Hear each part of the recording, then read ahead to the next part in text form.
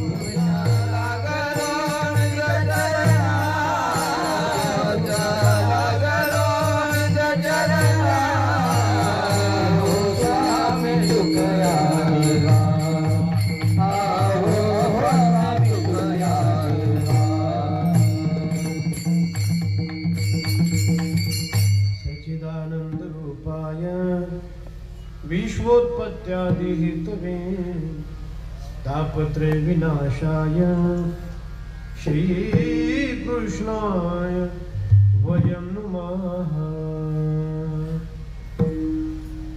आत हरि बाहेर हरि हरिने घरी कोंडिले हरिने कामा घातला चिरा वितवरा मुकविले श्रीमंत श्री जगद्गुरु तुकाराम महाराज यांचा एक प्रसिद्ध असा अगदी छोटासा 4 चरणाचा काला या प्रकरणातला अभंगाच्या या सांगतेच्या सेवेसाठी मी आपल्या समोर गायला विठाल विठाल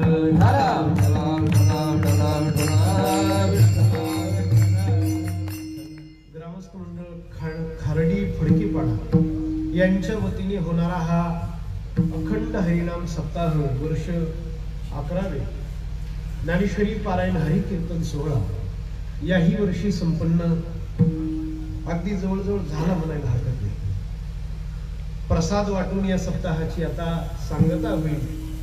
या सगळ्या मंडळाने हे सगळं मंडळ कार्याध्यक्ष हरिभक्तीपरायण श्री अंकुजी पाटील अध्यक्ष उपाध्यक्ष खजिनदार उपखजिनदार संचालक या मंडळाला या ग्रामस्थांना या सप्ताह कमिटीला तन मन धनाची साथ देणारे आपण सगळे भाविक पुरी बंधू माता भगिनी ही सेवा ज्यांनी माझ्याकडे दिली.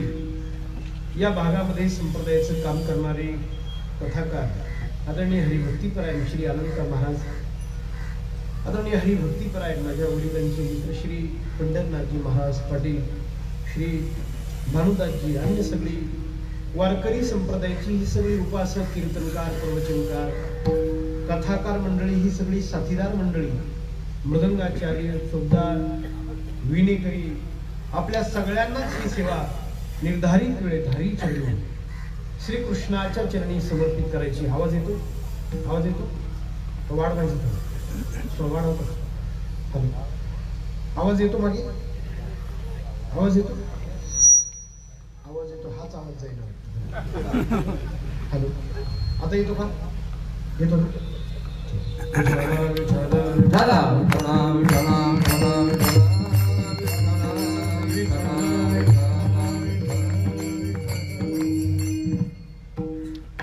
आपण जीव आहोत आणि परमात्मा शिव आहे.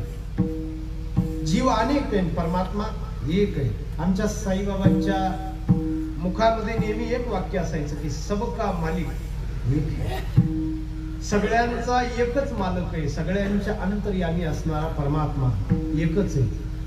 हे ज्या दिवशी जीवाला कळेल त्या दिवशी जीवाचा काला होईल. काला म्हणजे काय? काला म्हणजे एकत्रीकरण.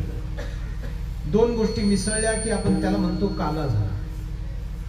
आमच्याकडे शेतकरी दुपारचं जेवण ना ज्वारीची किंवा बाजरीची भाकरी असते. ती भाकरी अशी कुस्करली जाते, त्याच्यात दूध टाकलं जातं, त्याच्यात साखर टाकली जाते, त्याच्यावर थोडी मेहनत घेतली की त्याला काय म्हणतात? काला. कारण आता दूध वेगळं काढता येणार नाही. तेवढ्यात जर अर्जंट काम निघालं त्याने बायकोला सांगितलं यातलं दूध परत फ्रीजमध्ये ठेव, भाकरी परत त्यात डब्यात ठेव, साखर परत ठेव, मी आल्यावर परत काढून घेईन, जमणार नाही. त्याचा आता काला झाला. तसं आपण जीव आहोत आणि परमात्मा शिव आहे, देव आहे. जीवाचं आणि शिवाचं एकत्रीकरण होणं याचं नाव काला. तुका म्हणे काला ओठे आहे,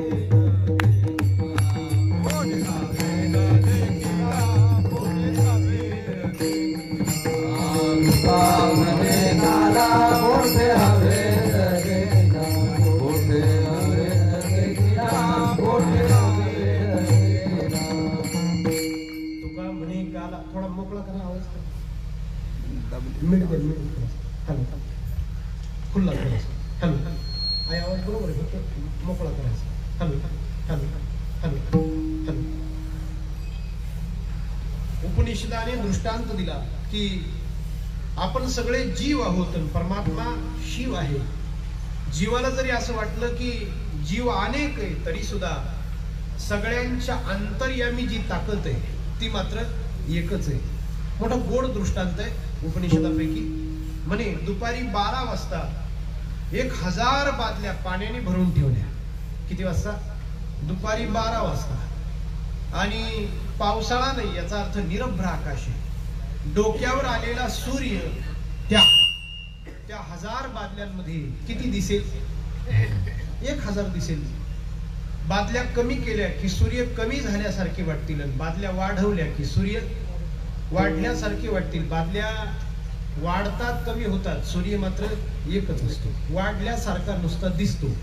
तसंच आपल्याला जरी वाटलं की हा वेगळा आहे, तो वेगळा आहे, मी वेगळा आहे, तरी सुद्धा आपण एकच आहोत हे कळलं, याचं नाव काला. गवळणी अनेक आहे, कृष्ण मात्र एकच आहे. आम्ही बहुजनी तू एकला शारंग पाणी दिससी येथे.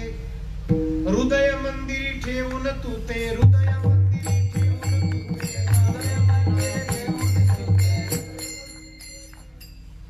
सर सर सर सर सर सर परता नको आरुता येऊ.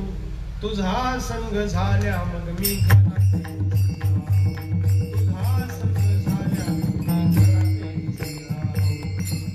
संग झाल्या मग मी घरात, तुझा संग झाल्या मग मी घरात. आम्ही बहुजनी तू एकला शारंग पाणी दिससी येथे. आम्ही बहुजनी तू एकला शारंग पाणी दिससी येथे. हृदय मंदिरी ठेवून तू ते जाऊ मथुरा पंथे. सर सर सर सर सर सर परता नको आरुता येऊ. म्हणून जिथून आपण आलो तिथं परत एकदा जाणं, त्याचं नाव काला. माणसाचा पूर्ण प्रवास कोणता आहे? मनुष्य जिथून निघाला ना तिथं पोहोचला पाहिजे, याला म्हणतात पूर्ण प्रवास. आम्ही कीर्तनकार विशेषतः 9 ते 11 ची कीर्तनं असतात ना नवीन गावी, तर जातानाच यायचा रस्ता आठवणीत ठेवत असतो. जातानाच यायचा रस्ता का म्हणून, कारण 9 ते 11 आटोपल्यावर रात्री 1 वाजता 2 वाजता आपल्याला रस्ता सांगणारा कोणी सापडणार नाही, आणि सापडला तरी विचारण्याच्या स्थितीत सापडणार नाही. 2 वाजता एखाद्याला विचारायचं माझा रस्ता सांग, तू सांगितलं मलाच माझं घर सापडेल 2 तास. मग जातानाच आम्ही आठवणी ठेवत असतो, इथं झाड आहे, इथं टपरी, इथं दुकान आहे, इथं हॉटेल आहे, इथून वळायचं का परत पोहोचता यावं. तसंच आपण सगळे जीव आहे ना, खरे जीव नाही, आपण स्वरूपाने देवच आहोत. जिथून ज्या परमात्म्यापासून आपण आलो त्या परमात्म्यापर्यंत परत एकदा आपण जाऊन मिळणं, त्याचं नाव पूर्ण प्रवास, त्याचं नाव काला, त्याचं नाव भक्ती किंवा त्याचं नाव अध्यात्म. विठाला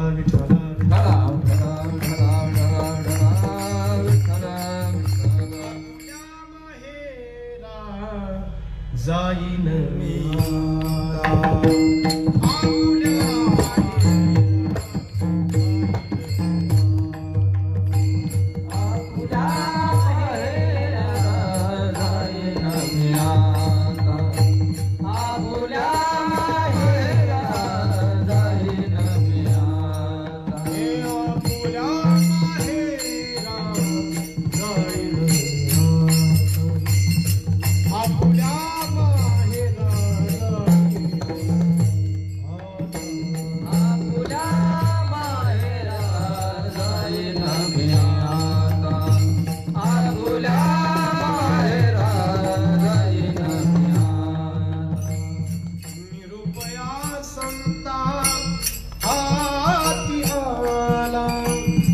निरुपया संता हाती आला, सुख दुःख माझे ऐकिले कानी, सुख दुःख माझे ऐकिले कानी, कानी आपुल्या माहिरा जाईन मी आता. निरुपया संता हाती आला, जिथून आलो तिथं जाईल, याचं नाव काला. आमचे गुरुजी प्रातस्मरणीय विठ्ठल बाबा घोले फार सुंदर दृष्टांत सांगायची. म्हणे काय झालं, एक मूर्तिकार बाजारात गेला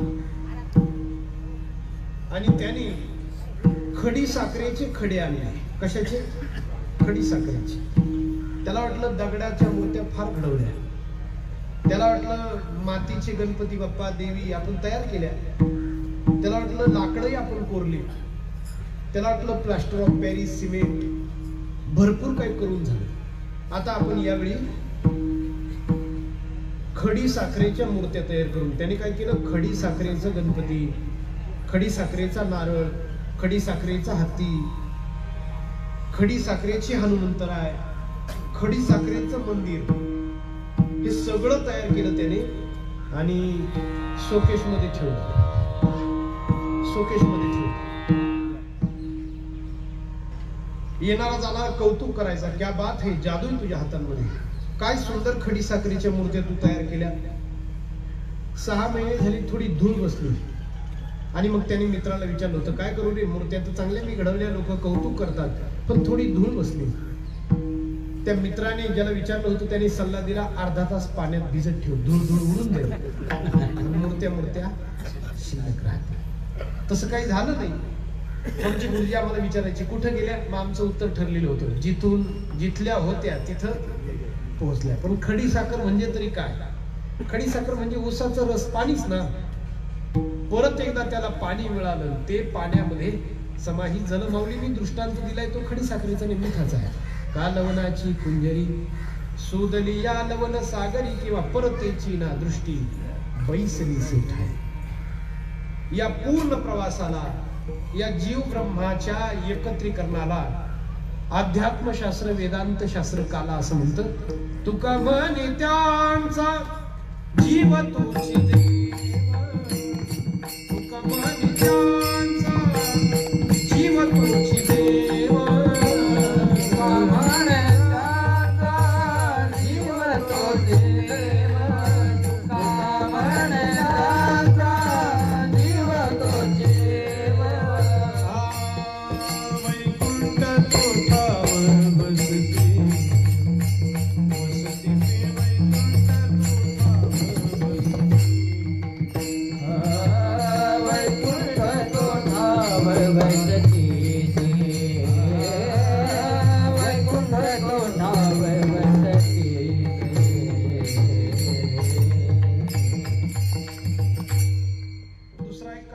भक्तिशास्त्राचा काल आहे. भक्तिशास्त्र असं म्हणतं की आपण कोरडे आहोत.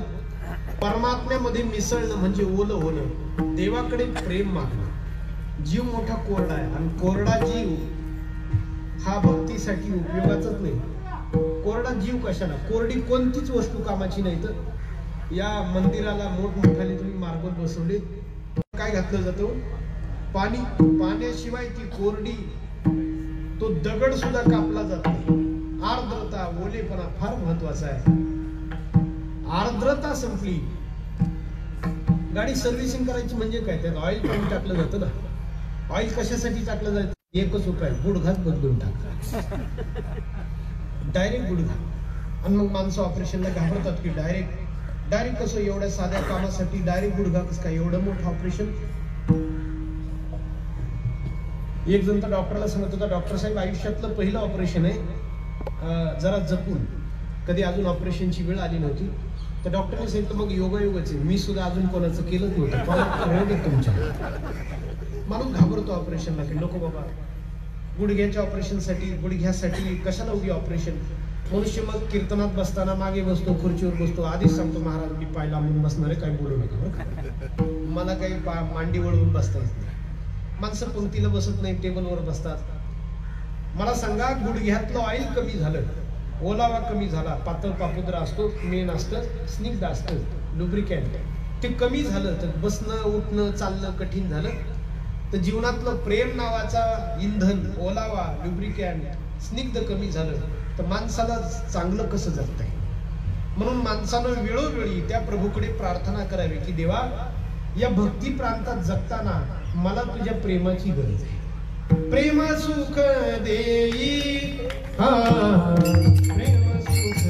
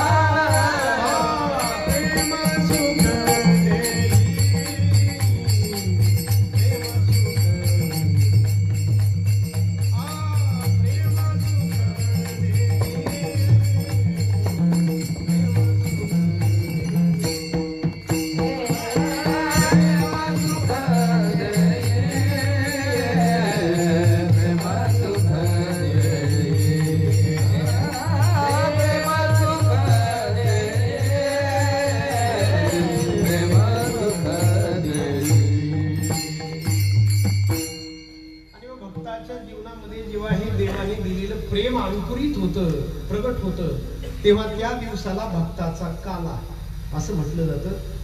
हरिनामाचा खिचडी काला. पुढे काय? प्रेमे मोहिला साधने. कशाचा? हरिनामाचा खिचडी काला. आणि परिणाम काय? फळ काय? प्रेमे मोहिला साधने. प्रेम मिळवणं याला भक्तिशास्त्रामध्ये काला असं म्हणतात.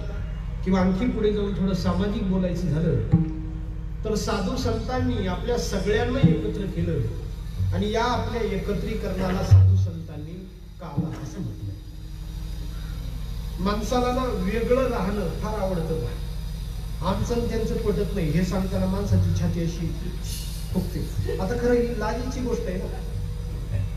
मी त्या स्वतः जात नाही, आमचं त्यांचं पटत. ही लाज वाटण्याची गोष्ट आहे, ही सांगण्यासारखी गोष्ट नाही. माणसाला पाय टाकत नाही. अजून मी त्या गावात पाय टाकला. साधू संतांना या आपल्या खोडी माहिती आहे.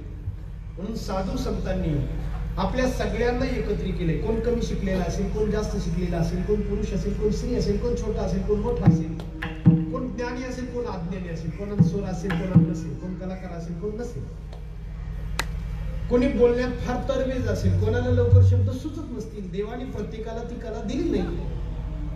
कोणी पैशावाला असेल, कोणी गरीब असेल, देवाने प्रत्येकाचं नशीब सारखं बनवलेलं नाही. पण तरी सुद्धा या मंडपामध्ये सगळ्यांना येण्याचा अधिकार आणि इथं आल्यानंतर सगळे एकाच श्रेणीचे आहेत. कोणी कमी नाही, कोणी जास्त नाही. कोणी कमी नाही, कोणी जास्त नाही. म्हणून तर इथे येताना कोणालाच अडवलं जात नाही. तुझं काय काम कोणाला विचारलं जातं का? नाही.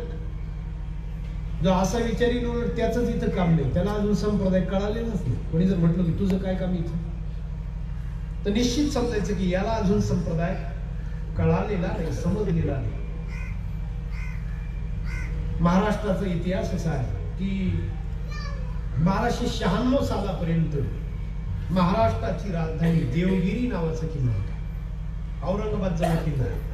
किल्ल्याचा राजा किंवा प्रमुख होता, राज्याचा राजा होता, त्याचं नाव होतं रामदेवराय यादव, ज्याचं वर्णन माऊलींनी केलं.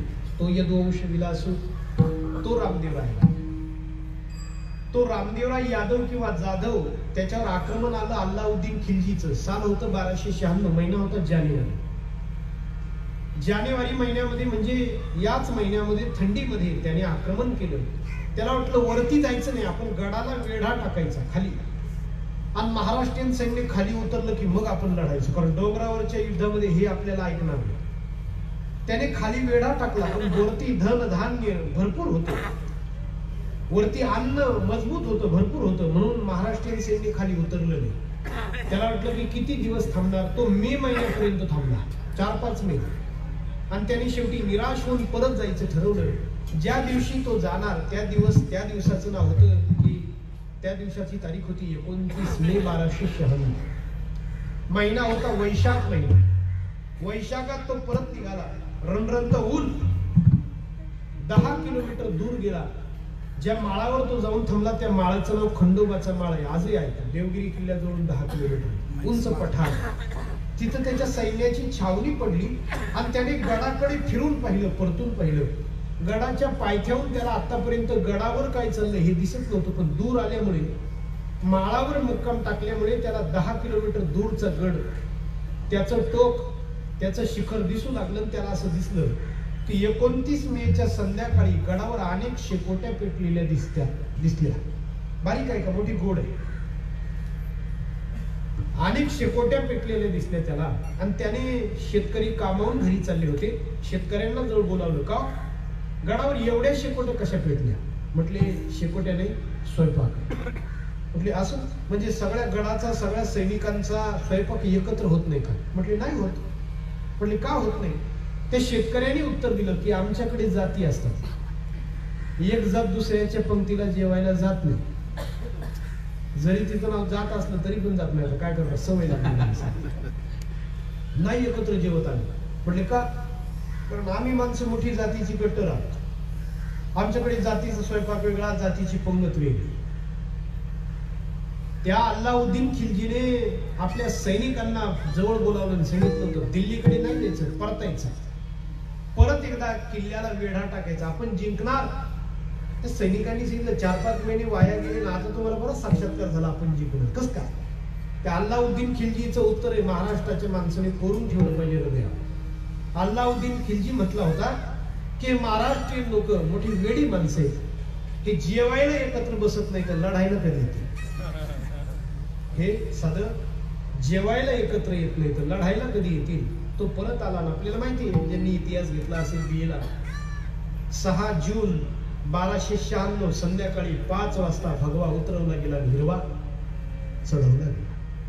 महाराष्ट्र पारतंत्र्याच्या पहिल्या काळ्या सावलीला सामोरा गेला. का? म्हणून एकत्र न जेवण्याच्या पद्धतीने.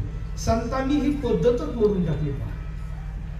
संतांनी ही, माऊलींनी 1296 साली डाव्या हातावर ताला घेतला आणि सगळ्या संतांना वाटला. पुन्हा कोणाला वाटला बरं? कोण कोण होतं तिथं? कधी नावं ऐका, म्हणजे संप्रदायाने काय दिलंय हे कळेल. खुशाल माणसं भाषण झोडतात त्या स्टेजवर, व्याख्यान असतात आणि पुन्हा विचार करतात की वारकरी संप्रदाय म्हणतात की वारकरी संप्रदायाने माणसं देवभोळी बनवली. काय दिलं वारकरी संप्रदायाने? तू वाचतच नाही तर तू थोडे ग्रंथ वाच, मग तुला कळेल संप्रदायाने काय. माणसं खुशाल सांगतात सुद्धा की आमच्याकडे ज्ञानेश्वरी पण आम्ही वाचत नाही. म्हटलं बरोबर आहे, तू वाचतच नाही, तू कसं काय वाच? तुझे वाचण्याचे सगळे उपाय सांगतात. तुला कादंबऱ्या वाचायला चालतात, तुला अश्लील साहित्य, फक्त तुला ज्ञानेश्वरी जमत, तुला कसं काय कळेल संतांनी काय. अरे डाव्या हातावर माऊलींनी काला घेतला आणि चोखोबरायांच्या मुखात भरवला. मला सांगा ती क्रांती जर आजपर्यंत टिकली असती तर असं झालं असतं. संत कबीरांच्या मुखात काला भरवला, 15 दिवसापासून देश जळतो. याच्यावरचं उत्तर नाही. सावध होई देवा ऐसा बोले कबीर. जनाबाईंच्या हातावर माऊलींनी काला दिला. कानोपात्रा तिथे वेश्येची पोरगी होती हो, गणिकेची पोरगी श्यामा तिच्या आईचं नाव. तिला वडिलांचा तपासच नव्हता, वडील कोण आहे माहिती नव्हतं तिला, कारण देह विक्रय करणारी तिची आई आणि कुठल्या तरी क्षणी हिचा जन्म झाला. पण तिला सुद्धा माऊलींनी काला दिलाय. कान्होबा पाठक उच्च वर्णाची होती. जगमित्र नागा परळ येऊन आले, त्यांना माऊलींनी काला भरवला. सावता महाराज माळी शेतकरी, बरोबा काका कुंभार मडकी घडवलं. या सगळ्यांना एकत्र करून माऊलींनी काला वाटला आणि ही पद्धत सुरू झाली. आपल्याकडे सुद्धा हे दोन व्यक्तिमत्व अनेक संत महात्मे होऊन गेले. सद्गुरु श्री सावळाराम बाबा महाराज, सद्गुरु श्री वामन बाबा महाराज यांनी काय केलं, समाज एकत्रित आणला. यांनी माळ घालताना विचारले का जात कुठली, धर्म कुठला, पंथ कुठला. जो जो भावनेने आला त्याच्या गळ्यात माळ घातली, त्याला या मंडपात आणलं आहे. आता इथं पंगत बसेल, पंगत बसल्यावर विचारलं जाईल का कुठल्या जातीचा की धर्माचा कोणत्या. कीर्तनाला होता का कोणता अभंग होता सांग, काय प्रस्ताव होती सांग. विचारलं जाणार नाही हो, त्याला जेव घातलं जाईल. याला म्हणतात काला. विठ्ठला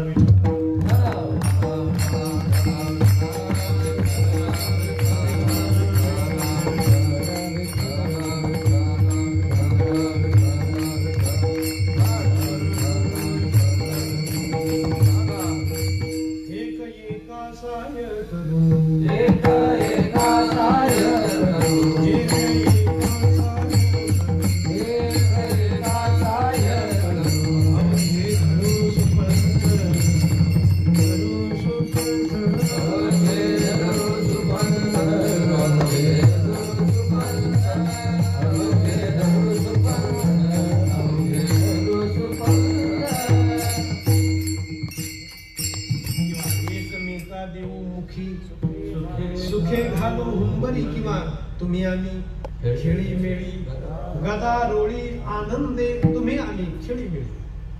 भेद आणि आपलं मोठेपण विसरल्याशिवाय माणसाला एकरूप होता येत नाही. ती मुलगी लग्न होऊन येते, काय काय विसरून येते, स्वतःचं नाव विसरते. आमच्याकडे नाव बदललं जातं तिचं. वडिलांचं नाव विसरते, नवऱ्याचं नाव लावलं जातं, आडनावही लावलं जातं. नवऱ्याचं जे पतीचं असेल, सासरचं असेल ते लावलं जातं. घर विसरते का नाही, तिच्या सवयी असतील 7 वाजता उठणारी, पण काय का होईना 6:30ला तरी उठायला लागते का नाही. सवयी बदलते, आडनाव विसरते, स्वतःचं नाव विसरते, पित्याचं नाव विसरते, पतीचं नाव लावते. स्वतःला विसरली म्हणून एकरूप झाली. तिने जर हट्ट धरला की नाही असं कसं काय, माझ्याच पित्याचं नाव आहे, माझंच आडनाव आहे. एकरूप होणं थोडं कठीण होऊन जाईल. एकरूप होणं समस्या निर्माण होतील. मग हिचे 2 आधार कार्ड करावं लागतील, एक इकडचं एक तिकडचं. समस्या निर्माण होतील.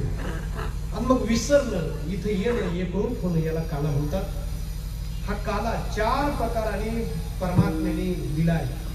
पहिल्या प्रकाराने दिला तो नामाने. ज्यांनी नाम गायलं त्यांचा काला झाला. दुसरा प्रकार म्हणजे देवाने स्वतःचं रूप दाखवलं. ज्यांनी रूप पाहिलं त्यांचा काला झाला.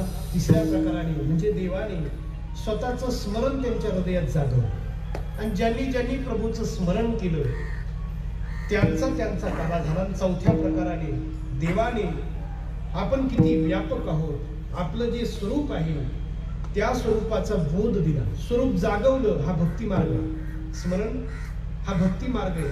आणि स्वरूपाचा बोध दिला, हा ज्ञान मार्ग आहे. आजचा अभंग हा ज्ञान मार्गी साधकाचा काला कसा होतो हे सांगणार आहे. जगद्गुरु तुकोबरायांना परमात्मा जसा जाणवलाय ज्ञान मार्गाने, तो मिळालेला बोध जगद्गुरु तुकोबराय आपल्या सोबत वाटताय.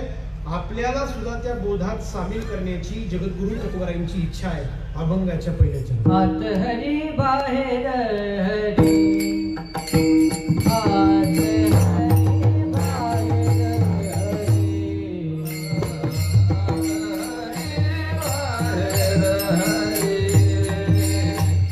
आत हरी बाहेर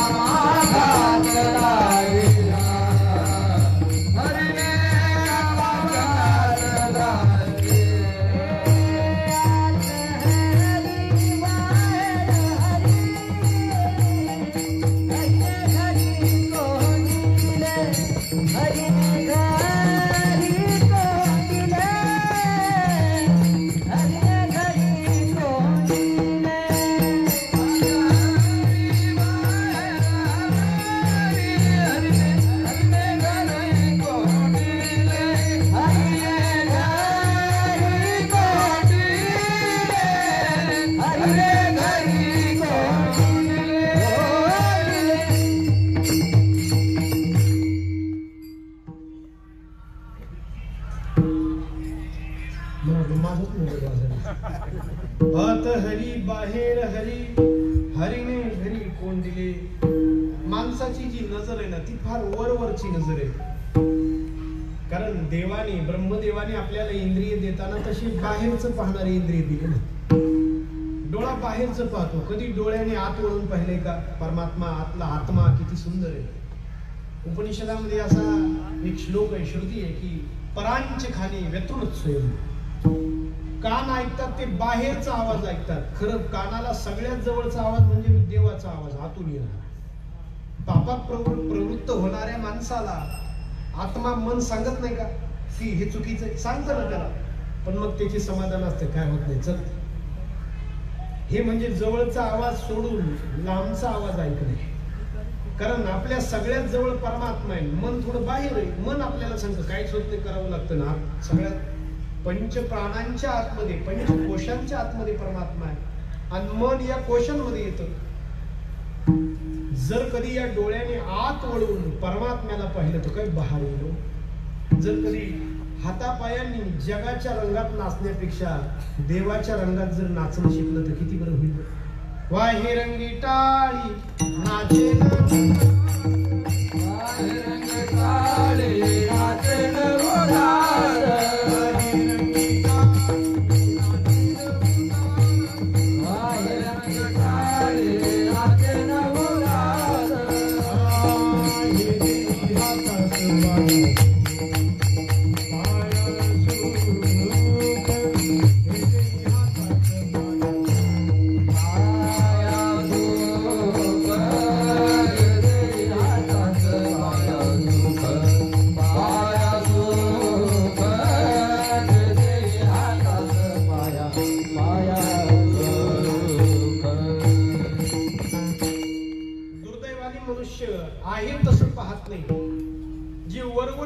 ते पाहतो. आपण वरच्या कव्हरला फार महत्व देणारी माणसं. ते सिकंदर शाह लोदी त्याने काशी जिंकली. मुस्लिम राजा होता, 13व्या शतकामध्ये काशी जिंकली आणि काशीचा राजा रामगड नावाचा किल्ला आजही आहे काशीमध्ये. तो किल्ला जिंकल्यावर तिथला तो पातशाह झाला, राजा झाला आणि त्याने विचारलं या काशीमध्ये काय काय आहे. म्हटले गंगा. कधी गंगेला जाऊन तयार. म्हटले नाही नाही, इस्लाम मध्ये असं हराम आहे, जाणं नाही. म्हटले विश्वनाथाचं दर्शन करून या. त्यांनी सांगितलं अजिबात नाही. अजून काय. म्हटले काल भैरव आहे. अजिबात नाही. अजून काय. काशीची विशेषता सांगता सांगता कोणीतरी त्याला सांगितलं की इथं ना संत कबीर आहे. म्हटले हा हे जमलं. कबीराकडे आपल्याला जाता येणार नाही, पण कबीराला आपल्याकडे बोलावते. म्हटले कोण तो कबीर आहे. त्याला आजच्या माझ्या दुपारच्या पंक्तीला बोलवा. आणि मग कबीरांना निमंत्रण केलं की सिकंदर शाह लोदीने तुला दुपारी जेवायला सोबत बोलवले. कबीर कबीरजी जशी होते मळक्या कपड्यांमध्ये तसेच त्या सिकंदर शाह लोदीच्या महालावर पोहोचले. त्या दोन द्वारपालांनी यांना अडवलं आणि अडवावं याच मापाचे कपडे होते यांची. कशी तरी वाढलेली दाढी, कशी तरी मळालेले कपडे, फाटकी चप्पल, खांद्यावर जे उपरणं होतं तेही मोठं मळकं. त्या द्वारपालांनी सांगितलं कुठे निघाला. म्हटले राजाने मला जेवायला बोलवलं. त्यांनी सांगितलं तोंड पाहिलं का तोंड. आमचा राजा मंत्री संत्री जंत्री यांच्या सोबत बसतो, तू कुठून आलास. जाणी. म्हटले आपण राजाने मला निमंत्रण दिले. जाणी का मार खायचा, फटके खायचे का. कबीर घरी आले. पत्नीने सांगितलं का गेले लगेच आले. त्यांनी सांगितलं काय करता. त्या द्वारपालांनी सांगितलं राजा तुला कसल्या पूर्वी कधी आरसा पाहिला का. त्या पत्नीने सांगितलं तुम्हालाही साधी गोष्ट कळत नाही हो. ही जी माणसं असतात ही कपड्याकडे पाहणारी माणसं. थांबा, एक ठेवणीतला ड्रेस आहे, घेतला होता की दिवाळीला घालून, घेतला होता की रमजानला घालून, घेतला होता लग्नाला घालून, पण आता आज मी काढतेच. ती रेशमाची मोगलबंदी तिने कबीरांना दिली. चांगली धोती होती ती दिली. खांद्यावर एक दुपट्टा दिला, अत्तराचा फाया कानामध्ये दिला. असं हाताच. कबीर आले आणि त्या दोन द्वारपालांनी वाकून नमस्कारच केला, नाहीच मुजराच केला. त्या दोघांनी सांगितलं राजाने मला, कबीरांनी त्या दोघांना सांगितलं राजाने मला जेवायला बोलवले. मग म्हटले राजे सरकार तुमची वाटच पाहत असेल. कपड्याचा कपड्याचा तुमची वाटच पाहत असतील. गेले पंक्तीला बसले. त्या सिकंदर शहानं राजाची पंगती पक्वान्न बनवलेली होती. राजाने सांगितलं घ्या महाराज सुरू करा. आणि मग कबीरांनी एक एक पक्वान्न उचलायचं आणि त्या बगलबंदीला शर्टला दाखवायचं. दुसरं पक्वान्न उचलायचं धोतरावर ठेवायचं. तिसरं पक्वान्न उचललं त्या दुपट्ट्यावर ठेवलं, उपरण्यावर ठेवलं. तर सिकंदर शाह लोदीने सांगितलं, म्हटलं होतं की फार बुद्धिवान आहे कबीर, तुम्हाला तर साधी गोष्ट कळत नाही की अहो पक्वान्न माणसासाठी असतात, कपड्यासाठी नसतात. म्हटले नाही, आजच्या क्षणी तरी हे कपड्यासाठीच आहे. कारण मी तर मगाशी आलो होतोच ना, मला नाही आत सोडलं. माणसाची नजर ही फार ढोबळ नजर आहे आणि संतांची नजर ही फार सूक्ष्म नजर आहे. आतनं पाहणारी नजर ती संतांची नजर आहे आणि वरवर पाहणारी नजर ती तुमची आमची साधारण नजर आहे, जगद्गुरु तुकोबरायांची नजर. या सृष्टीवर खेळता खेळता, या सृष्टीकडे पाहता पाहता सृष्टी चालकाकडे सुद्धा जाते आणि आपल्याला सुद्धा असं सांगते की हे जग ज्या अर्थी दिसतंय याच्या आत संचलन करणारा कोणीतरी आहे हे जाणलं पाहिजे. आत हरी बाहेर हरी, ज्या अर्थी हे दिसतंय ना याला संचलित करणारा, याला नियंत्रित करणारा कोणीतरी आहे. आणि तो नुसता आत आहे असं नाही, तर तो बाहेर सुद्धा आहे. आत हरी बाहेर हरी हा शब्दाचा अर्थ आहे खेचणारा, ओढणारा, हरण करणारा. जगद्गुरु तुकोबरायांनी हे हरी नाव विविध अभंगात विविध क्षणी प्रभूला देऊ केलं, लागू केलं. हरीने माझे हरी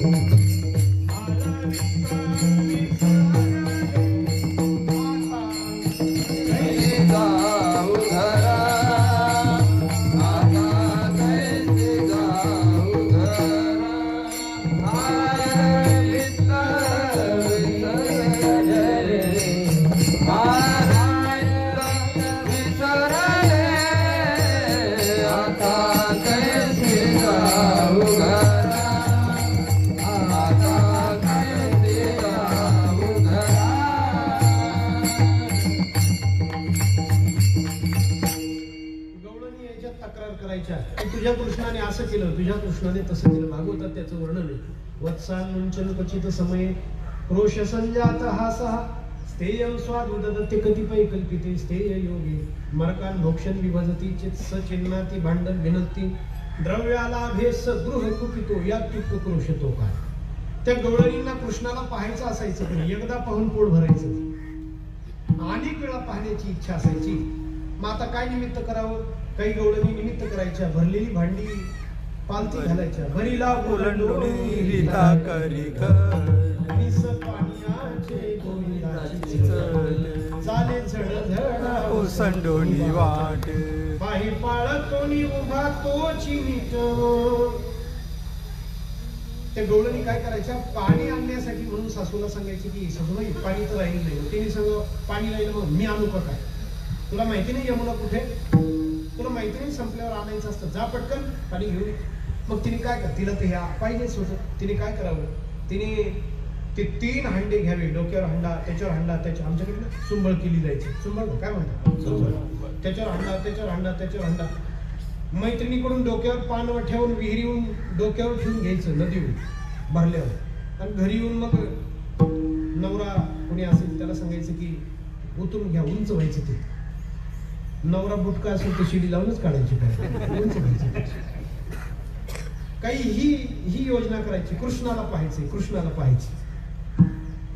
आता 2दा पाणी आणलं, 3दा पाणी आणलं, मग आता तेही कारण बंद पडायचं. एकीने काय करावं, एकीने